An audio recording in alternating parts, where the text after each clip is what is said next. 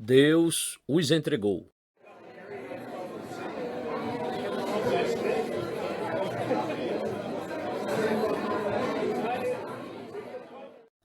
Mas Deus se afastou e os abandonou a que servissem ao exército do céu, como está escrito no livro dos profetas. Porventura me oferecestes vítimas e sacrifício no deserto por 40 anos, ó casa de Israel? Antes tomastes o tabernáculo de Moloque e a estrela do vosso Deus Renfã, figuras que vós fizestes para as adorar. Transportar-vos-eis, pois, para além de Babilônia. Atos 7, versos 42 e 43. O relato de Estevão sobre os filhos de Israel nos interessa porque esse povo, a sua conduta e o que lhes aconteceu são uma grande lição objetiva da relação de Deus com toda a raça humana. É muito importante observar que Estevão não está lidando com teoria, não está expressando uma atitude ou um ponto de vista, mas está lidando com a história. Basta vocês lerem este capítulo para verem isso muito claramente.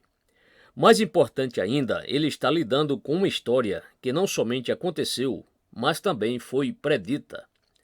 A história que vocês têm na Bíblia é história que tinha sido profetizada previamente e, em acréscimo a isso, esta história é ela mesma uma profecia. Ela nos fala do que virá se persistirmos em comportar-nos do mesmo modo como o Sinédrio se comportou, ou como os filhos de Israel tinham feito sob a dispensação do Velho Testamento. Portanto, minha asserção é que é só quando entendemos os princípios ensinados aqui por Estevão que temos a possibilidade de entender a história passada da raça humana e, na verdade, a própria condição na qual nos encontramos como pessoas que vivem no mundo neste preciso momento. Examinem o estado do mundo, observem as coisas que estão acontecendo, as coisas que acabaram de acontecer. Examinem este século e as duas guerras mundiais e as possibilidades que se desenham no horizonte. Pois bem, só há um meio de entender tudo isso, é captar os princípios aqui ensinados por este primeiro mártir cristão Estevão, quando ele faz um repasso da história de Israel e elabora o que me aventuro a intitular uma filosofia da história. Então, por que estamos na situação na qual nos vemos, nacional e internacionalmente, como membros da sociedade e como indivíduos? Por que o mundo está como está? Naturalmente, muitos, examinando este problema, culpam Deus por isso. E esta é a sua grande razão para não crer nele. Porque Deus permite isso? Dizem. Se ele é um Deus de amor, se ele é onipotente, por que permite que estas coisas aconteçam? Porque ele não susta isso tudo? Esse é o argumento, e vocês o conhecem bem. Porém, eu devo assinalar, isto de passagem, quão incoerentes as pessoas são em seu raciocínio. Sua principal objeção a Deus é que acreditam em liberdade, no livre-arbítrio, na liberdade do homem para determinar a sua vida e o seu futuro. Mas é considerado como inimigo disso. E assim o homem e a mulher comuns rejeitam Deus porque acham que ele os mantém por baixo. E contudo, notem, no momento em que eles entram em dificuldade, querem que Deus os manipule como se fossem máquinas. Por que ele não susta isso? Dizem eles. Eles se gabam de sua liberdade e, contudo, queixam-se quando Deus continua a considerá-los como indivíduos responsáveis por suas ações e pelos resultados delas decorrentes. Quanto à questão sobre por que o mundo está como está, permitam que eu lhe dê a resposta positiva e completa como nos é dada aqui. Estevão esclarece muito bem que o estado do mundo deve-se totalmente ao fato de que os homens e as mulheres repudiam Deus e suas santas leis. Começamos a considerar esse ponto e vimos que eles fazem isso porque são tolos, porque são autoconfiantes. Mas isso não é tudo. Estevão prossegue. Outro princípio muito importante é ensinado aqui, e se este não é relevante para a situação na qual estamos, não sei o que seria. Refiro-me ao que denomino a verdadeira filosofia da história do mundo. Examinemos este ponto desta maneira. Olhem panoramicamente a história do mundo, que é que vocês encontram? Vocês veem claramente que nada caracteriza tanto a história da raça humana como um estranho tipo de periodicidade. Houve períodos e épocas em que as coisas pareciam melhorar, quando a raça humana parecia estar ficando melhor, quando parecia que os homens e as mulheres estavam realmente ascendendo e se elevando. Mas depois aqueles períodos eram seguidos de períodos de declínio e de retrocesso. O século XIX parecia um período de ascensão. Houve tempo em que reinava paz, e embora houvesse uma guerra aqui e ali, como a Guerra da Crimeia, por exemplo, não houve nada que se comparasse com as guerras napoleônicas. Houve a Grande Pax Britânica, que parecia que ia durar para sempre, e havia um império sobre o qual o sol nunca se punha. A ciência estava fazendo grandes progressos, o conhecimento crescia e o mundo inteiro, obviamente, estava indo direto para os céus. Alguns estavam completamente seguros de que este século XX realmente ia ser o grande clímax, pelo qual toda a civilização esperava. Entretanto, o século XX veio a ser muito diferente, um século de calamidades, um século de desgraças, um século de horrores. Que lástima! Ora, a questão é, por que isso? Como explicar a periodicidade, um aparente melhoramento e depois um declínio terrível no qual a raça humana encara o abismo e o fim de todas as coisas? Qual é a causa? Ora, o mundo simplesmente não pode entender essa periodicidade e admite que não pode. Isso o deixa completamente aturdido. Isso porque o mundo postula desenvolvimento. O mundo acredita na evolução e declara que existe uma força que age movendo-se na direção da bondade e que eleva toda a raça humana. O Elan Vital de Bergson e de outros. A evolução é no que o mundo crê, e crê nisso muito firmemente. Ele rejeita a fé em Deus em favor disso. Pois bem, é óbvio que, se é nisso que você crê, não tem nenhuma explicação para o que está acontecendo na atualidade. Parece, na verdade, o inverso de todo o progresso do século XIX. E assim o mundo não entende, se encontra em total bancarrota em seu pensamento, porque tem esta fatídica fé no desenvolvimento evolutivo firme, inevitável e constante. O mundo não sabe o que dizer e sai em busca de algum alívio temporário nas drogas, na bebida e nos prazeres. E o mundo faz isso porque os homens e as mulheres esquecem Deus e esquecem o fato de que este mundo é o mundo de Deus. Eles pensam neste mundo só em termos deles próprios, das suas atividades e dos seus esforços. Esta é a sua ideia da história. O homem lutando, o homem nascendo, casando-se, morrendo, guerras, conhecimento crescente, a ciência e as suas descobertas. O homem. Eles pensam em tudo sempre e exclusivamente em termos deles próprios e das suas atividades. Por isso ficam aturdidos quando vivem num período como este. E a única resposta a este problema é a resposta dada aqui por Estevão em sua extraordinária declaração aos membros do Sinédrio. A resposta aos homens e às mulheres e às suas confusas condições é que o que em última análise importa neste mundo não é o que as pessoas fazem, mas o que Deus faz. E digo e repito, é a incapacidade de captar e de entender isso que explica toda a perplexidade que há em torno dessa situação.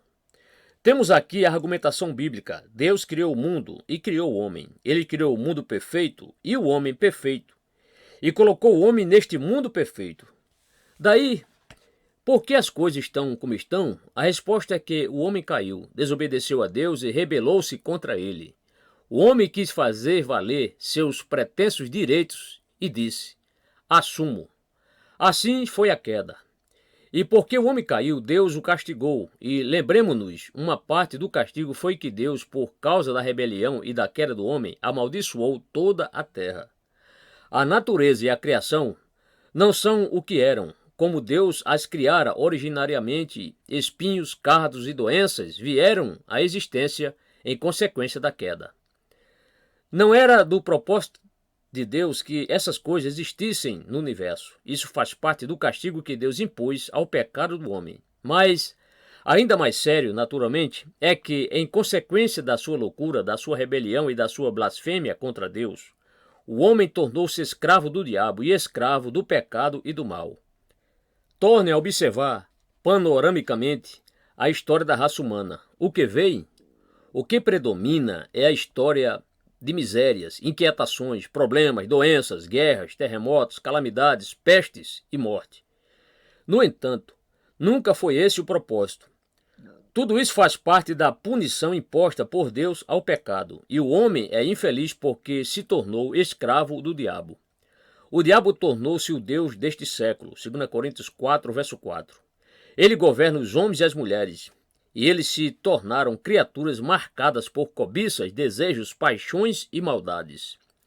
Contudo, e isto faz parte da mensagem bíblica, até sobre isso Deus exerce controle. Ele não abandonou o mundo, porém decidiu manter o mal e o pecado sob controle. Uma das maneiras pelas quais ele faz isso, a Bíblia nos diz, foi ordenando o governo. O governo não é intervenção humana, foi introduzido por Deus. Falamos sobre reis, príncipes, imperadores, governadores, etc., como se tivessem sido introduzidos pelos homens. Contudo, não foi. É plano de Deus. Paulo diz: toda alma esteja sujeita às potestades superiores, porque não há potestade que não venha de Deus, e as potestades que há foram ordenadas por Deus. Paulo está falando sobre governos. Por isso, quem resiste à potestade resiste à ordenação de Deus, porque os magistrados não são terror para as boas obras, mas para as más. O magistrado não traz debalde a espada, porque é ministro de Deus e vingador para castigar o que faz o mal. Romanos 13, versos 1 a 4. Tudo isso significa que Deus não deu liberdade e atividade restritas ao homem em pecado. Ele introduziu governo, ordem e sistema para manter tudo dentro de limites, para manter tudo sob controle. Isso é parte essencial do ensino bíblico. Deus fez isso quando o homem caiu. Ele o puniu e aconteceram certas consequências, mas Deus pôs limites e controle sobre tudo isso. O mundo se volta contra Deus e diz: por que Deus permite estes problemas e estes sofrimentos? Por que não dá um fim nisso? Dou-lhes a resposta a isso, a resposta de Estevão, não minha. Aqui está o princípio. Deus controla o pecado e o mal em seus efeitos sobre a raça humana. Ele faz isso da seguinte maneira: toda vez que os homens abusam da bondade de Deus, toda vez que eles se tornam excepcionalmente arrogantes e vis, Deus age, e age de modo específico. Eu desejo mostrar-lhes que é precisamente isso que Deus está fazendo na hora presente, e que esta é a única explicação do que tem acontecido neste século XX. Bem, eu sugiro que é porque durante os últimos 100 anos, os homens e as mulheres têm sido excepcionalmente arrogantes e vis. Temos visto um século no qual as pessoas, em geral, ridicularizam Deus, riem dele, fazem brincadeiras acerca dele e o descartam. A ciência se meteu e convenceu as pessoas de que elas podem fazer tudo. O homem declarou que pode controlar o universo, que não há nada que ele não possa fazer, e se dispôs a isso. E quando o homem acredita numa coisa dessas, Deus invariavelmente age da maneira ensinada aqui por Estevão. Permita que eu lhes exponha isso na forma de princípios. Em tais ocasiões, Deus castiga os homens e as mulheres, e diz Estevão, o primeiro elemento do castigo é que ele se afasta deles. Vocês já notaram isto? Deus se afastou e abandonou a que servisse ao exército do céu? Acabamos de ser informados de que estes filhos de Israel não quiseram ouvir Moisés, antes o rejeitaram e em seu coração se tornaram ao Egito. Ali estava a típica arrogância do homem. Praticamente as pessoas disseram: este Moisés não sabemos o que lhe aconteceu. Quem é ele? Ele subiu ao monte, será que vamos tornar a vê-lo? Façamos um Deus para nós. Abandonaram Deus e se acharam muito espertas. Daí, isto foi parte do castigo. Deus se afastou deles. A coisa mais terrível em que posso pensar é Deus se afastar. Mas é o que ele faz em períodos de excepcional arrogância por parte do homem. Oh, quão pouco sabemos acerca de Deus e quão pouco o entendemos. Apesar de os homens e as mulheres terem pecado contra Deus, ele não os abandonou. Ele introduziu potestades, governos, magistrados, reis, ordem na sociedade, na família, no lar e em todas estas coisas. Elas constituem os meios pelos quais Deus controla e mantém o pecado dentro de limites. Não somente isso. Ele faz o que o seu sol se levante sobre maus e bons e a chuva desça sobre justos e injustos. Mateus 5,45. Como Deus é bom e amoroso conosco. Ele continua atento a nós, mas há ocasiões em que ele se afasta. Os homens e as mulheres, em sua arrogância, abandonam Deus e acham isso maravilhoso e estupendo. Mas eles se esquecem de que Deus pode abandoná-los. E eu sugiro que, se vocês quiserem entender o século XX, aí está a primeira chave para isso. Este é um século em que, deliberadamente, Deus está se afastando. Esclareçamos bem isso. Deus nunca abandona as pessoas sem, antes de tudo, abençoá-las e dar-lhes toda espécie de possibilidade e de oportunidade. As bênçãos que Deus tem dado à raça humana. Deus abençoou os filhos de Israel. Ele acabara de livrá-los do cativeiro e da escravidão do Egito.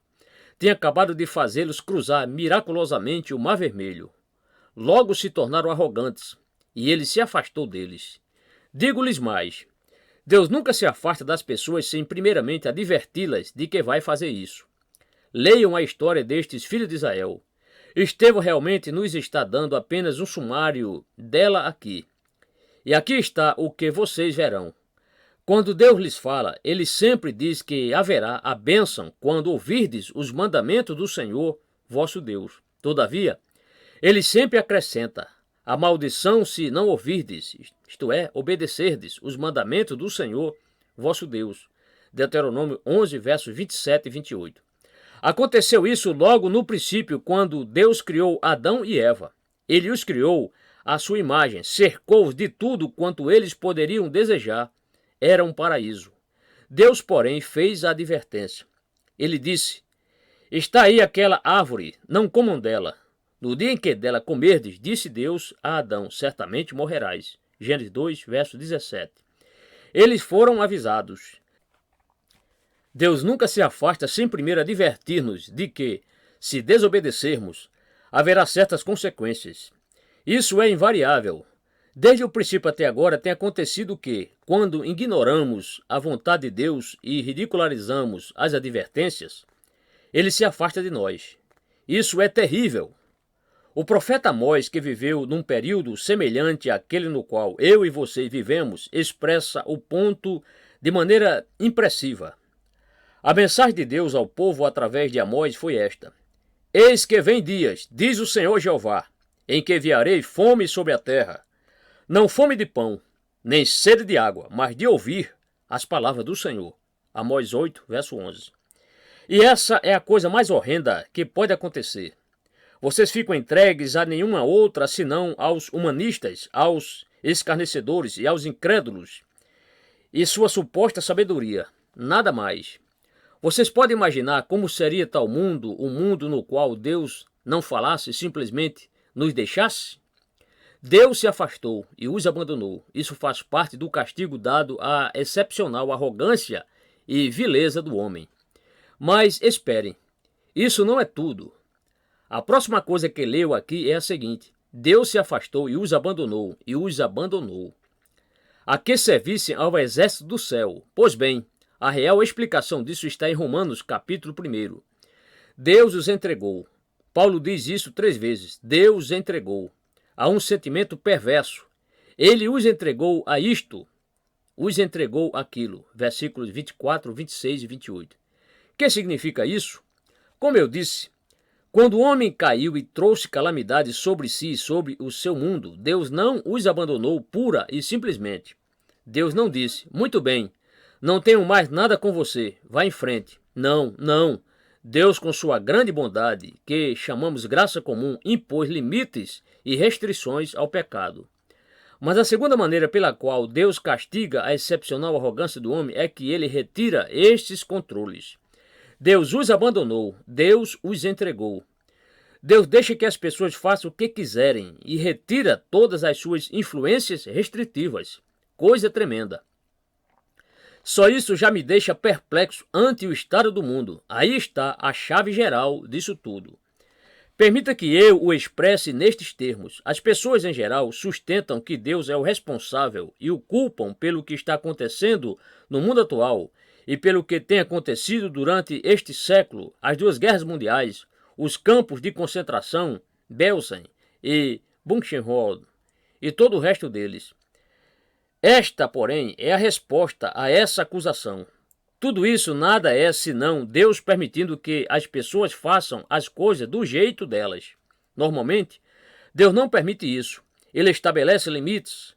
Há uma espécie de decência que ele produz até nos não regenerados e, por meio das leis e dos atos do parlamento e de um ensino moral geral, ele restringe o mal. Mas quando os homens e as mulheres manifestam esta incomum e excepcional arrogância e vileza, Deus elimina as restrições e simplesmente deixa que eles façam o que quiserem. E é isso que está acontecendo neste nosso mundo moderno no presente. Os homens e as mulheres deram as costas a Deus. Eles dizem: não precisamos de ti, tu não és necessário, não podemos fazer tudo. Muito bem. Deus está dizendo: prossigam com isso. Vamos ver o que vocês fazem com isso. Vamos ver o que vocês produzem.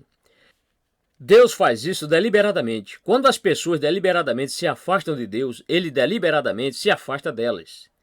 E agora vocês estão vendo o mundo como ele é, sem as restrições de Deus. Deus já não está mantendo sob controle o mal, está simplesmente deixando que os homens e as mulheres continuem com seu escárnio e sigam o seu próprio curso. Ele os abandonou.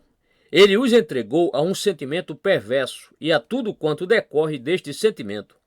Esse é o segundo princípio. E o terceiro é este: transportar-vos-eis, pois, para além de Babilônia.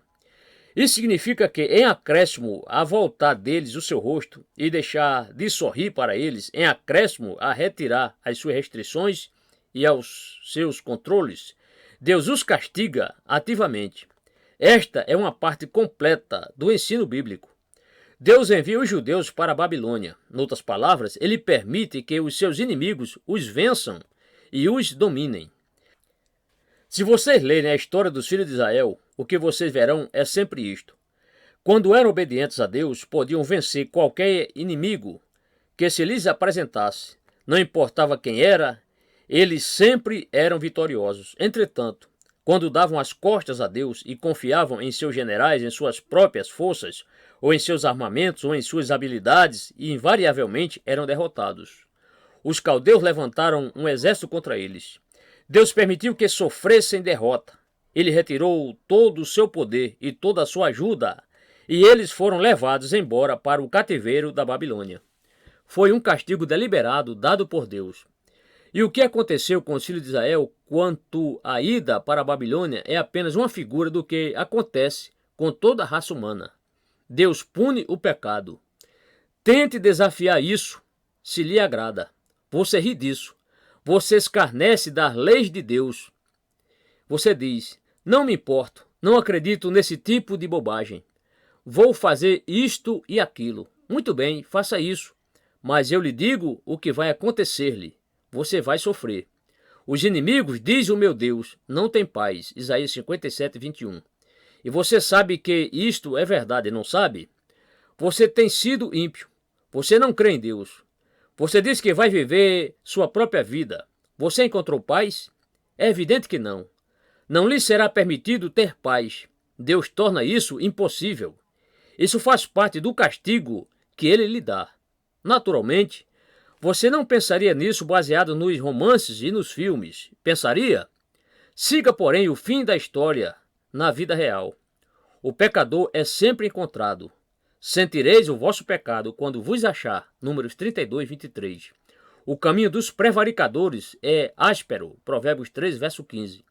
Você terá miséria, terá infelicidade, terá agonia e terá remorso. Se você pecar contra Deus, será levado a pagar por isso. Estou simplesmente dando a vocês duros fatos. Isso é história. Deus faz isso deliberadamente.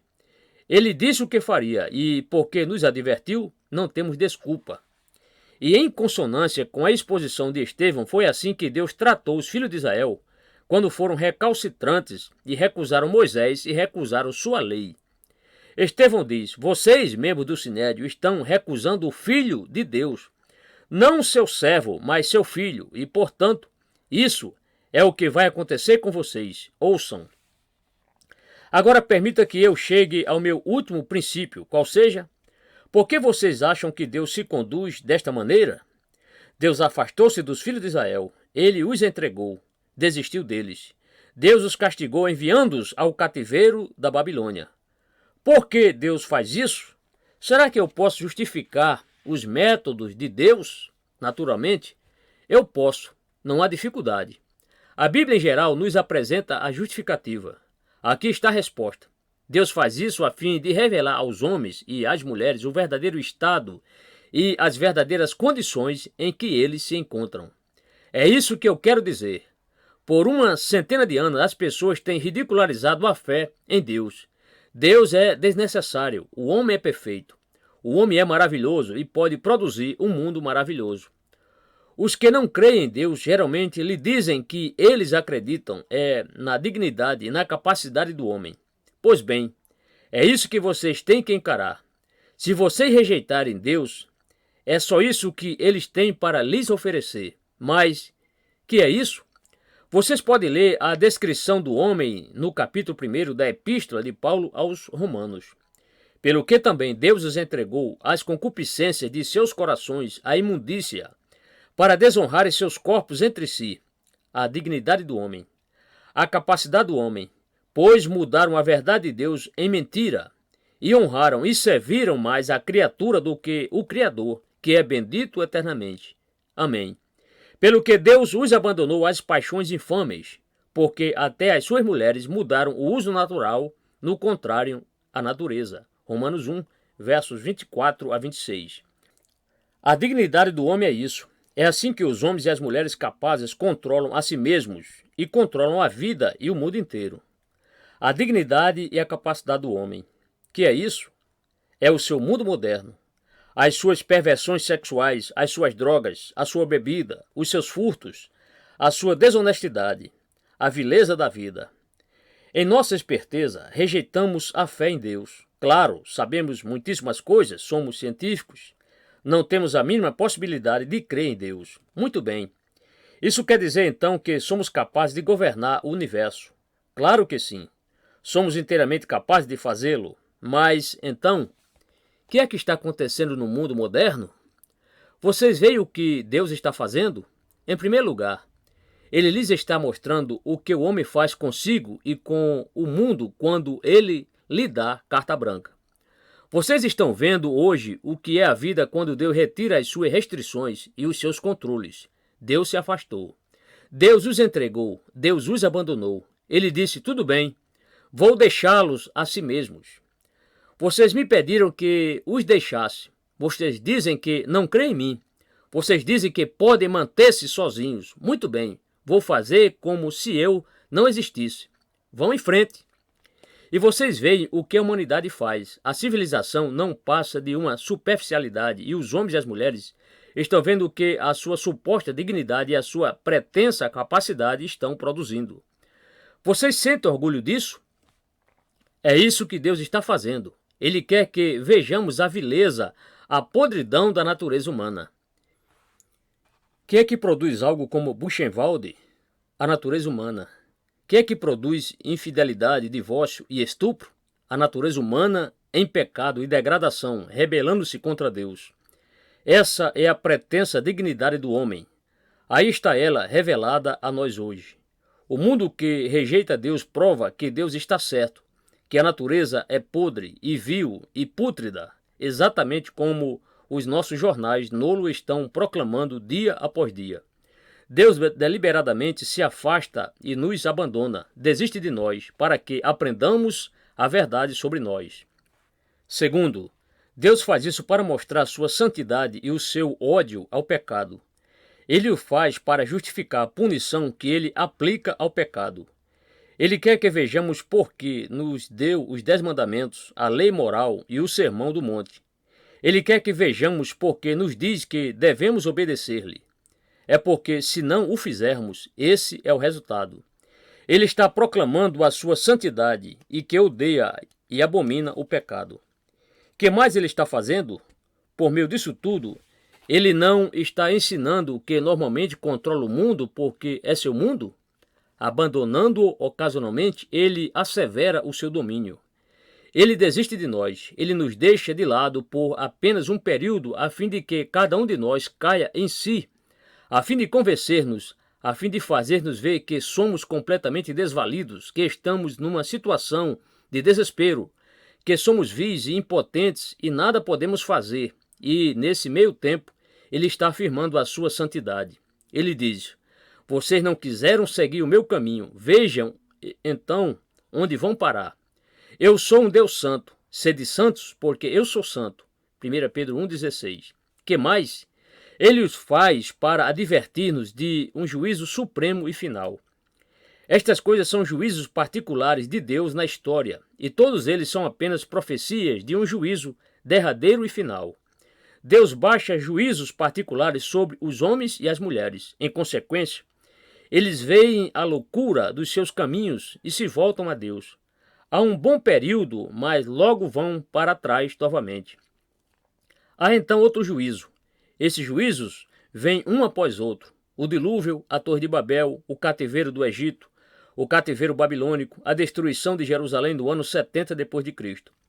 Tudo isso está em nossas mentes nos dias de hoje. Por que aconteceu? Deus disse que aconteceria. Ele advertiu aquelas pessoas, os judeus, de que, se não lhes obedecessem, ele até os expulsaria da terra deles e sua capital seria saqueada. Tudo foi profetizado séculos antes de acontecer.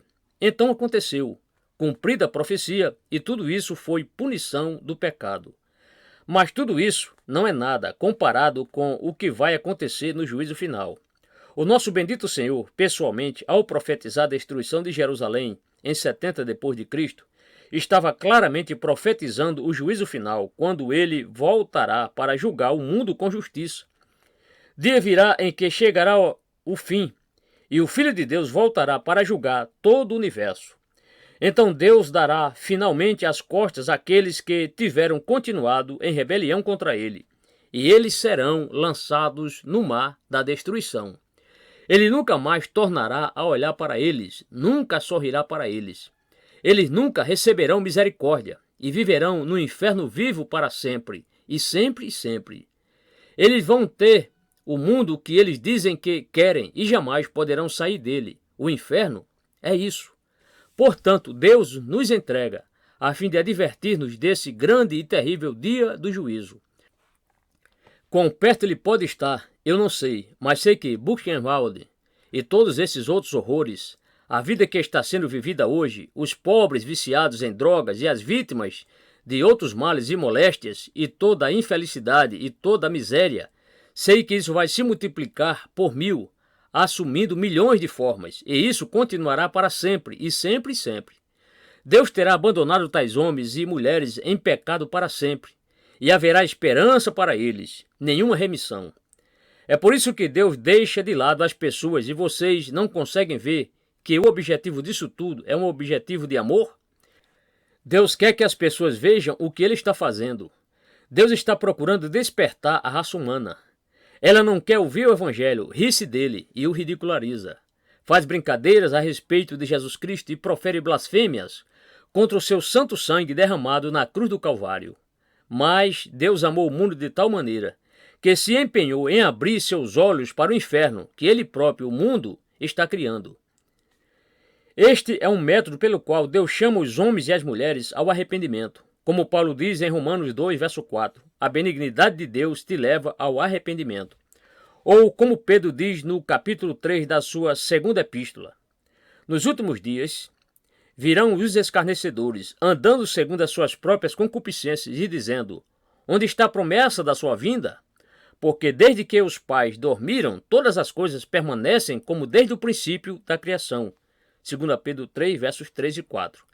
E Pedro tem a sua resposta. Porque Deus tolera o mundo como ele está? Porque não o fez voar pelos ares há muito tempo? Aqui está a resposta. O Senhor não retarda a sua promessa, ainda que alguns a tenham por tardia, mas é longânimo para convosco, não querendo que alguns se percam, senão que todos venham a arrepender-se. 2 Pedro 3, verso 9. Acaso vocês não conseguem ver que Deus, por deixar que os homens e as mulheres colham as consequências da sua loucura e por permitir este inferno moderno, está simplesmente determinado a despertar-nos para fazer-nos ver a nossa indignidade, a nossa vileza, ou a nossa desesperança, ou o nosso completo desvalimento? Ele nos está chamando ao arrependimento antes que seja tarde demais. É o amor de Deus que permite isso. Não queremos ouvir os seus apelos e por isso ele experimenta outro método. Mas é tudo por amor e com amor. Mas permita que eu coloque este ponto em sua forma final e mais gloriosa. Porque Deus permite que aconteçam estas coisas? Porque Deus está deixando a humanidade entregue a seu próprio modo de viver e a seus projetos e que colha as suas consequências? Não é só por chamar-nos ao arrependimento, mas também é para proclamar a sua maravilhosa oferta de salvação em Jesus Cristo, seu Filho. Aqui estamos nós, com a mesa em minha frente, pão e vinho. O que nos lembram? Lembra-nos uma cruz no Calvário e a morte do Filho de Deus. O que está acontecendo? Apenas uma atividade humana, naturalmente, é o que dizem, não é? Até a morte do Filho de Deus, eles explicam em termos da atividade do homem.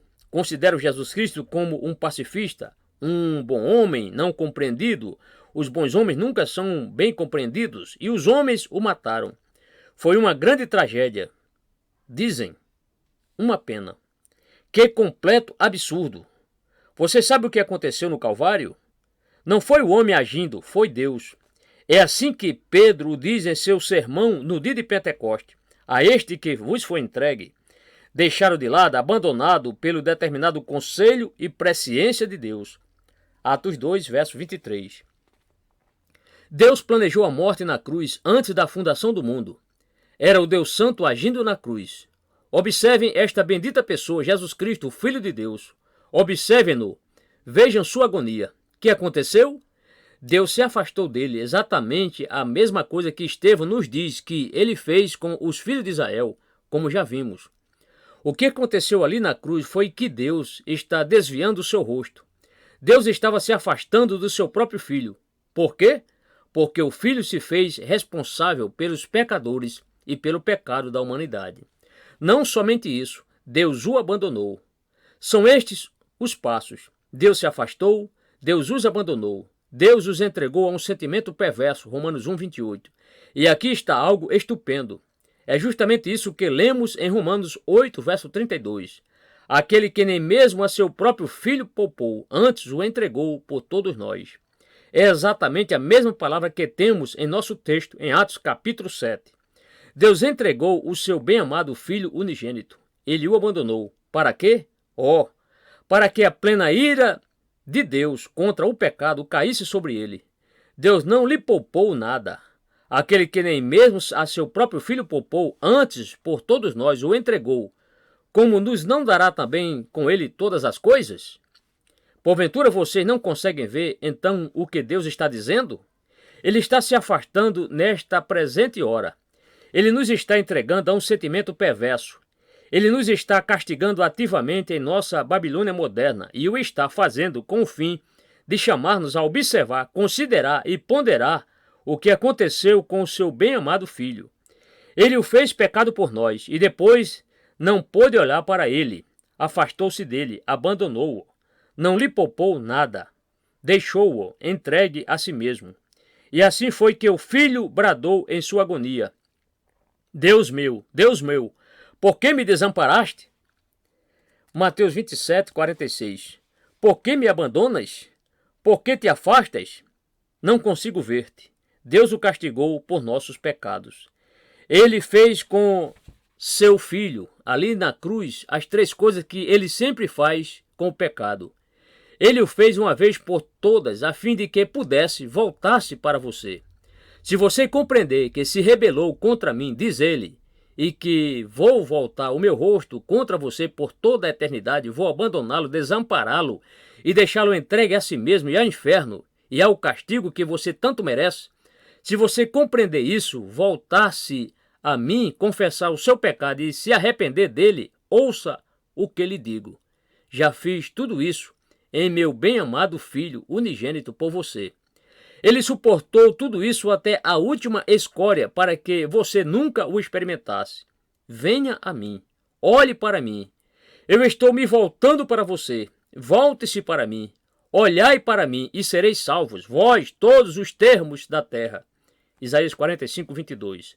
Aí está.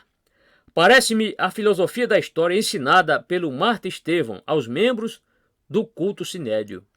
Eles estavam cegos para ela e o levaram à morte. Meu caro amigo, você sabe ler os sinais dos tempos? Você vê o que Deus está fazendo no mundo moderno? Você pode ouvi-lo falar-lhe por meio destes alarmes, guerras e terrores? Ele o está chamando ao arrependimento, antes que seja tarde demais. Por enquanto, não é tarde demais. A porta da graça ainda está aberta. O dia da graça ainda está presente. Por que você deveria perecer? Arrependa-se. Creia na palavra de Deus concernente a Jesus Cristo, o Salvador do mundo.